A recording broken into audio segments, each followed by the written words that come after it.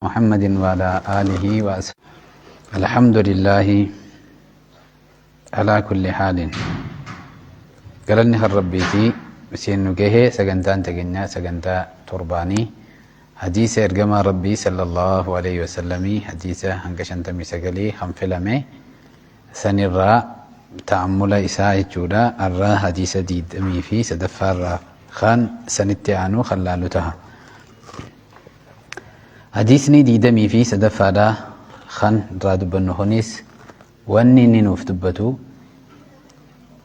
دندما إيمانا أكمتي دندمن مالين دندمن إيماني دندما إيمانا صفاء إيماناتين دندمن دندما إيمانا الراهي إرجما ربي صلى الله عليه وآله وسلم نوف دبتن مالي سن كيست مال جان إرجما ربي صلى الله عليه وآله وسلم قال رسول الله صلى الله عليه وآله وسلم ذاك طعم الإيمان دندما إيمانا أرجته ذاك طعم أي دندما إيمانا أرجته مر نما كمي وامي كاني دندما إيمانا أرجتن يو وان نمني مالك أركتو يو جامع الر نمني إر والدرقم واني دندما إيمانا أرجتني مالي وامي كمي واني أرجما ربي دبت شفتيم واميكا وان قبرتي وخان قبرتين دندم إيمانا اتين أرقدت إيمانا اتين دندمت اتين دندم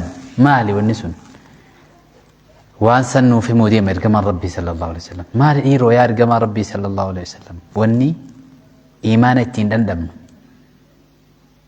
مالي قال صلى الله عليه وسلم ذاك طعم الإيمان من يا رسول الله من رضي بالله ربا أين خندرا من رضي بالله ربا أي قنع بالله ربا والرب المالك المدبر نمني ربي إسافته يتول جالتي أوامره أجج ربي نتأججيس جالتي ولي ربي إسافته نمني جالتي أي قلبي إسا خيستي جاللتي ربي أوامر ربي إسافته نمني جالته أجج ربي إساتيس ولينو جالته من رضي بالله ربا جالل جتشو وان قلبي خيسا بركو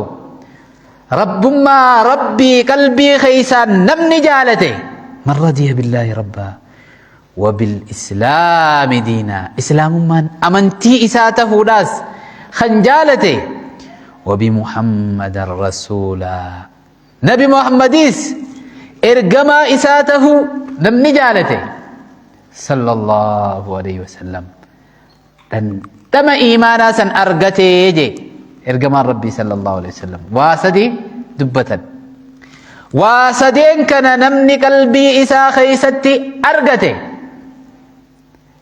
تم إيمانا أرجته جان إرجما ربي صلى الله عليه وسلم رقابة هنيف نمني برا ميزان دندو ميزانا دندما إيمانا أرجتشو خينيا اتين إف ميزانو ماليني مسلم توني خن إيراتيس خن ألاتيس هندما مسلماتو دندما إيمانا أرجني مون أرجني وان اتين إف مدالو وان اتين إف بيخو وان ميزان الر اتين إف خايو نمني ربي سافته سا جالته قلبي دان جچو جالته وجب مال جچو سن جالنان نمني ربي سافته جالته اوامر ربي إسا اجج ربي إساتيس نجالته والربي جالته نجالته والربي جبو نجبا وركسيس ربنا غدو ربي إساني فتح جالته والربي جبوس جب والربي جالتوس جالته سنر ربنا غدو وبالإسلام دينا إسلام مانس دينا أمنتي إسا جالتشون أمنتي إسا فتحون نمني جالتشون ركبي وان إسلام مان افتين قوت متو نجالت وان إسلام مان جبته إراد أوركما نجب ورّا كسيس ربنا أقول وان إسلام مان افتين ورجالته وان إسين جبته إراد أوركتيس ورّا الرافقات ربنا أقول وبمحمد صلى الله عليه وسلم نبي محمد إرجع إسا ergamaa rabbiiti gara guutuu khalqiitti jechuudha. Booddee ambiyoota caalaa jechuudha. Uumaa rabbiin uume kana hundarraa'u caalaa. Nabi Muhammad sallallahu alaihi wasallam jaalachuu ergamaa isaaf ta'uu jaalachuu waan inni itti dhufees jaalachuu waan inni irraa dhorkerraas dhorkamu waan inni jibbees jibbu sallallahu alaihi wasallam ergamaa rabbii waan rabbiin jaalate malee wanni inni jaalatu hin jirtu. Waan rabbiin jibbe malee wanni inni jibbuus hin jirtu. Maaliif lamuunaadha. Lamuunaa gaarii rabbiin nuuf erge hin jirtu wanni ergamaa rabbii jaalatu tan rabbiin jibbu hin jirtu. Waan rabbiin jaalate waama ergamaa rabbii sallallahu alaihi wasallam jaalate ittiin dhufe jechuudha. Rabbiinuu waan jaalate saniin erge gara gabrootanii wanni hin jibbees waan kana irraa fagaadhaa jechuudhaan erge. Ergamaa rabbii Muhammad sallallahu alaihi wasallam حبيبنا المصطفى صلى الله عليه وسلم نمني إساس إركما هي جهللان نجو إسلام ما وني رفتين أمنتي جهللاتي تن جهللان نمني فرتي دي مجو ربي جهللان ربي قبر إسلام ما خيستي ربي نسخن قبرهم جهللان جهلتيتي نمني تكو ربي سافته جهلتي قبر أمنتي راس خن فرتي دي مجهلتي دي مجو إتي ألفاتي ميتيجو درك أميتي ميتي محمد صلى الله عليه وسلم إرجما ربي جهل ربي الرجال أوما ربي نومي أماس أوما ربي نومي خان إر الرحمة قول وجو محمد جتشو صلى الله عليه وسلم خان قبرنيس حركة كبه جمه دانو ديم خن إرجما إساته نمني جالته محمد صلى الله عليه وسلم نمنهم مال أركته بدأت نساء مالي نمنهم dan dama imana argate jaan ergamaan rabbi sallallahu alaihi wasallam warra waan ergamaan rabbi jeetanas argate dan dama imana san argatu rabbina godhu qalbii isaanii keessatti rabbiinis rabbi isaaniif tahu warra jaalatu rabbina godhu akkasuma ergamaan rabbiiti sallallahu alaihi wasallam ergamaa isaanii tahu warra jaalatu islaamummaanis amantii isaanii tahu والرجالة الله ربنا أقول خنا حديثني دي دمي في صدفة أنا فكات حديث دي دمي صدفات يعني حديثني دي دمي أفرفاته مال الراهي دبتها خنيس حديثني هم ونني الرا دبته إنما أركان مدال المنما ماليني مدال المنما أركا إجاتي نيمتي أركا إجاتي نمت مرتيسن أركا إجاتي نمت مرتيسن ذني تلو يجو نمو مخنا نمو أقرتتو ذني تلو أركا إجاتي نيمي تجو نمني خنلال الرا أفتا في سورة دانيمتي خمد عالم أفتا في سورة دانيمتي يوخان قام قدوا قباتشو دانيمتي نمني خمد عالم مالي نمني مدالما سنرى إرقمان ربي صلى الله عليه وسلم مدالي أكسلا المنما يادو المنماتي مال النمني والمدالة قروا مدالي سن دغورته راس أكملوا خنا الرائر قمار ربي صلى الله عليه وسلم هو قاد بتن حديث خنا مسلمي توديسه رب أشعث أغبر مدفوع بالأبواب لو أقسم على الله لعبر المنما خنا خيسة ربان كلمة تأتي للتقليل والتكثير رب المنما خنا خيسة جرى نوم خنا خيسة ربين إجتي سا أينو خيسة خاية قبروتن إسا خيسة خاية إلمنا ما خنا خيسة خاية سنف نما خنا انتفتن أركتين انتفتن وان إني مالتيف أركا إجاتي سيقم مجيسو دبيف انتفتني إلمنا ما لالتين نما تفتمان نما تفتمالي نمني برانا من تفتم كدي قالوا إيجو سنين نما تفتمالي إلمنا ما خنا لالتين انتفتني أركا إجاتي سيقم مجيسو دبوداف هن تفتن رب جان سلا أركا إجاتي نما نمني تفتو يجو رب أشعث خن متى ساتيس متى ساتي أي رفينس سات اللي هن تلفن نما رفينس سات اللي جتشودا أول غرغلاته حالي رفينس نما مال جاني نما أنتنا بروتوكالا إيجتو سن الراهم ملا نيجو أخبر خن ركن الراملتو خن حالة سنين بريدني وجوتي في قل لين هدون الراهم ملني مدفوع بالابواب نمن لين كذا اركي هو لا رتي قديبي جانين تكاو جتان داتوس قديبي جانين دوركن لا رتي قدي نما هدو خيس خنسين garuu namni kuni harkaa ijaatti nama biratti akka nama harkaa ijaatti namni yoo tuffatellee ammoo nama biratti namni tuffachuu danda'a. law aqsama ala allahi la barra garuu namni kun yoo yaa rabbi waan kana naaf godhi jee waan takka rabbi irratti gaafate rabbiin gaafii isaa battalumatti deebisuuf waan akkanaa naaf godhi yoo jeen hogguusuma godhuuf rabbi waan kana naaf godhi yoo jee hogguusuma rabbi irraa harkatu jechuudha. namni kun haanni niitoorkiin isaa fi rabbi idduu banaadha jechuudha. kan namni gidee ilaalu niitoorkii namaarraa muraadhaa hoo yoo garte jechuudha. nama wajjin hariiroon isaa nama keessatti ija tuffiitiin laalamu kan namnilleen ija tuffiitiin laalu garuu namni san rabbi biratti nama sadarkaa qabu warra silaa ija tuffiitiin laalu san hundarraa kan sadarkaa qabu isa jechuudha. sababaa inni uffata bareedaa akka isaanii dhabuutiin yookaan dhukkeen irraa mul'achuutiin suuraan isaa takkaahu miidhaguu dhabuutiin ilmi namaa tuffatu kan rabbi biratti inni immoo sadarkaa qabu jechuudha. saniifi namni tuffatamaan nama tuffata. muslimni keessaahu ija hamtuun nama laalu ija hamtuun laaluudhaaf diliidhaaf ni gaha. madaalli ilma namaa suuraa ati agartuunii miti jechuudha. suuraa ilmi namaa ati miskiinummaadhaa fi yookaan qallinaa fi furdinaa fi kana osoo hin tahin madaalli ilma namaa waan qalbii isaa keessa jiruuni malee waan isarraa haasawumuu fi waan namni ja'uunii fi takkaahu tuffii ija namaatti harkaa ija namaatti tuffatamu saniin osoo hin tahin madaalli namaa waan qalbii isaa keessa jiruun rabbi biratti hariiroo inni qabu waan hin beekneef jecha namuma agartu hundaahu hin tuffatinii ija rahmataatiin laaliyati ija gaariidhaan laalii.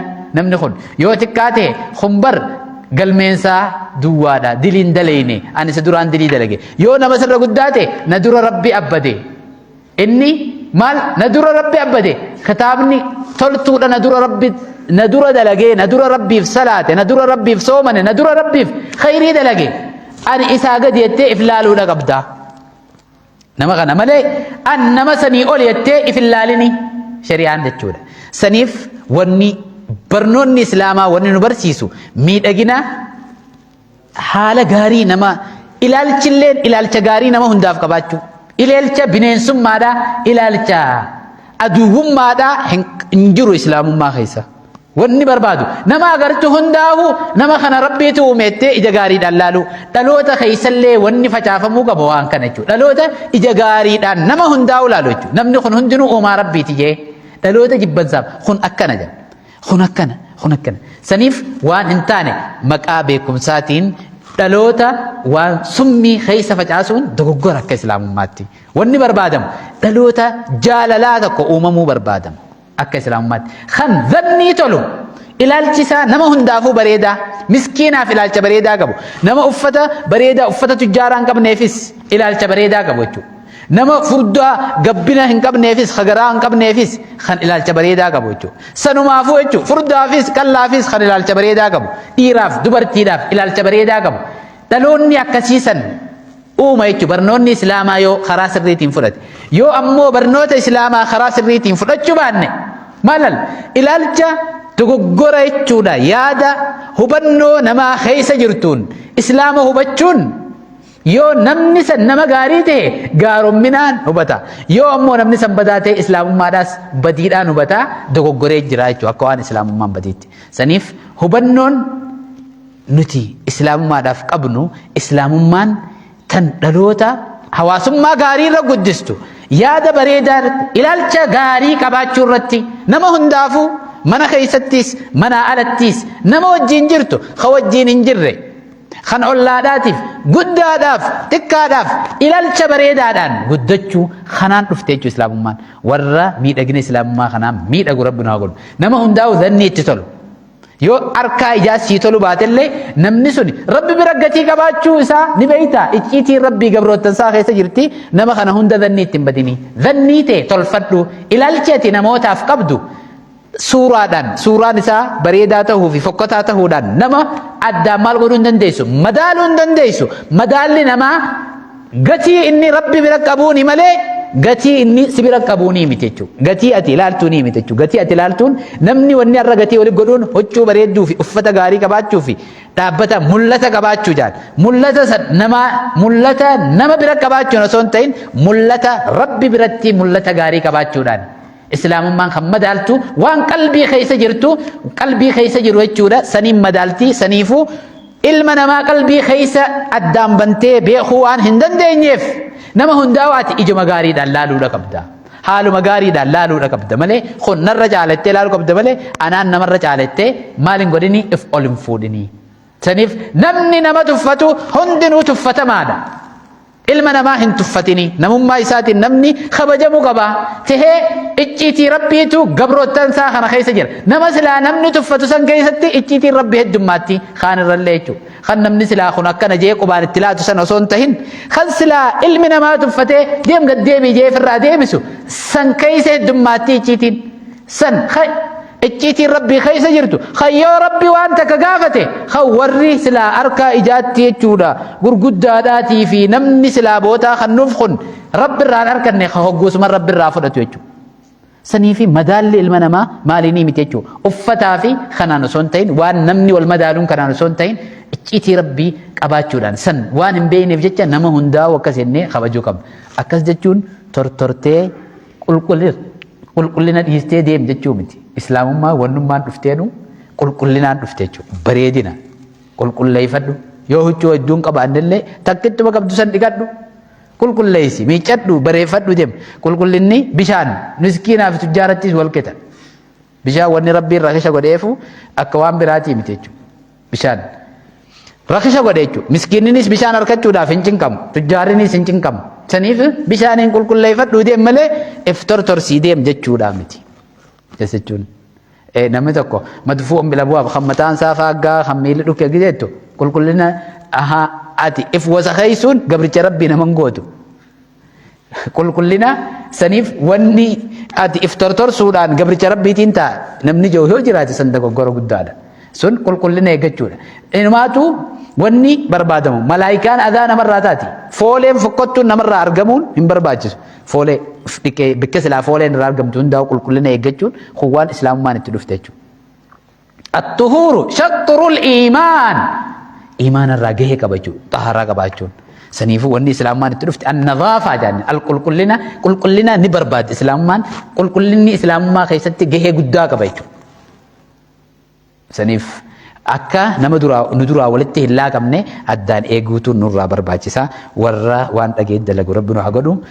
Hadiisa 20 fi 4 irratti dhaabbannaa sa'aanis nu jala geessee waan jirtuuf warra nama hundaa dhanniitti tolu rabbi nu haa godhu. Islaama haa ta'u kan biraatillee uumaa rabbii hunda dhanniitti tolu jechuudha.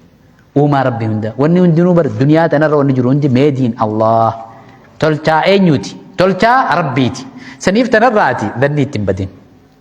Dhannii nuti dhannii nama hundattuu tolu saniif dhaloota dhannii tolu tokko uumamuudha. Dhaloonni akkasiisan dhannii bareedduu irratti ilaalcha bareedaa nama hundaafuu qabaachuu.